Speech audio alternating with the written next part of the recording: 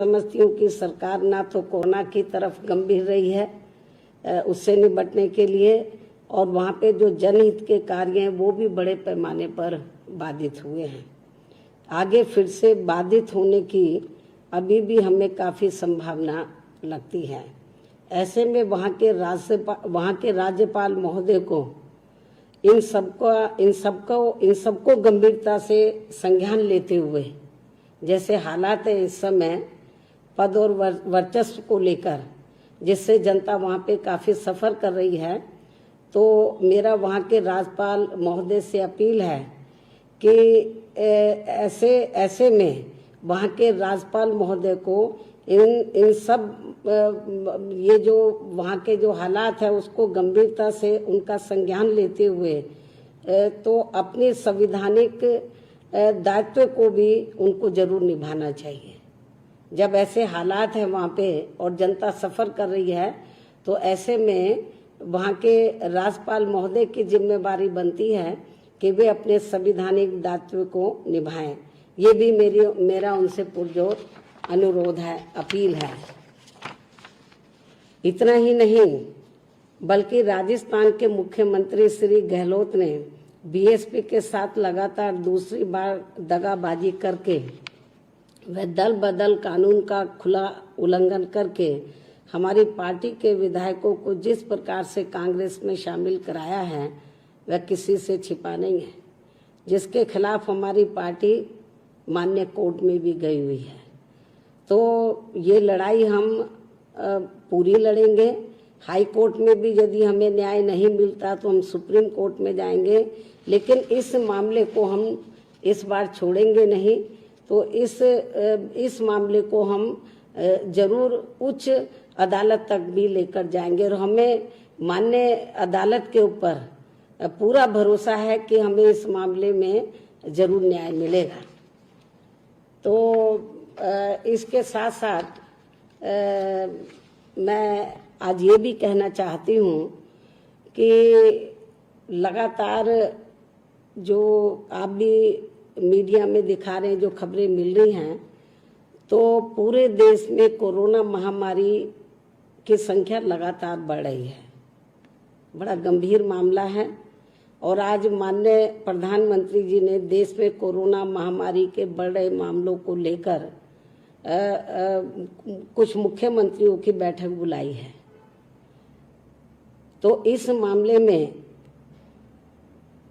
हमारी पार्टी का माननीय प्रधानमंत्री जी से ये कहना है, उनसे अपील भी है कि वे इसकी रोकथाम के लिए पूरे देश में एक नीति बनाएं और एक नीति बना के सख्त व कठोर कदम उठाएं, वरना ये तादाद और भी ज़्यादा बढ़ती चली जाएगी, क्योंकि बहुत संख्या इनकी बढ़ती चली जा रही है।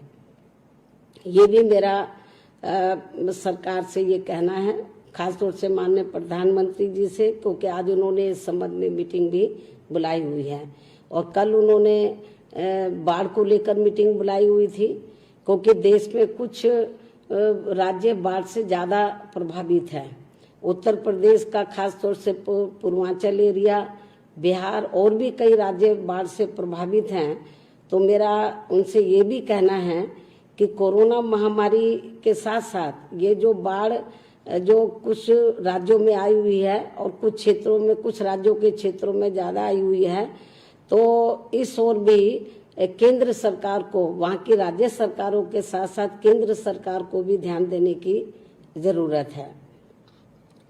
इसके अलावा मैं एक और ज़रूरी मुद्दे पर अपनी पार्टी के बारे में कहना चाहूँगी। मुझे ये मालूम हुआ है मीडिया के माध्यम से कि बीजेपी ने कहा है कि ज़रूरत पड़ी तो हमारी सरकार ही श्री परशुराम जी की भव्य प्रतिमा लगाएगी। मैंने आज मीडिया में एक दो चैनल में ये देखा है।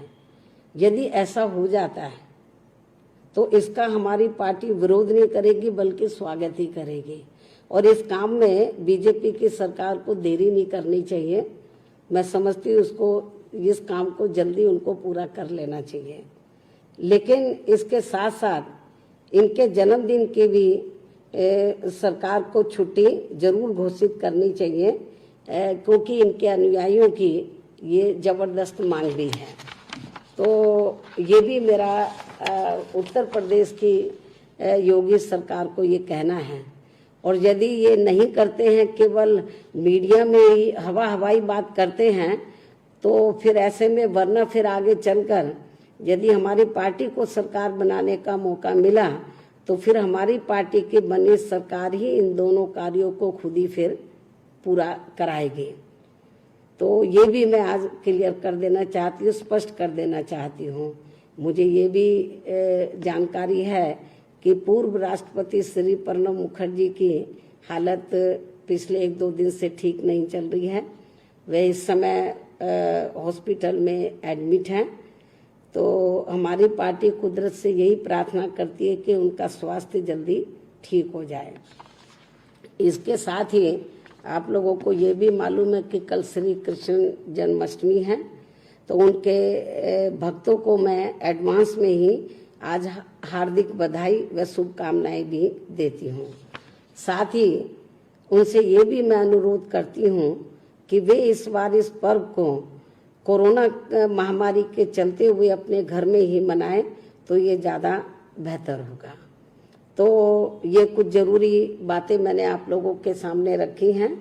तो और ये खास तौर से कल जो पर्व है उसको लेकर जो मैंने खास अपील की है, तो इस अपील के साथ ही मैं अपनी बात यही समाप्त करती हूँ। धन्यवाद। कॉन्फ्रेंस या फिर मीडिया के सामने ये बयान जो कि आप इस वक्त सुन रहे थे, उन्होंने राजस्थान में कांग्रेस सरकार के संकट को लेकर के इस बात का जिक्र किया कि राज्यपाल संवैधानिक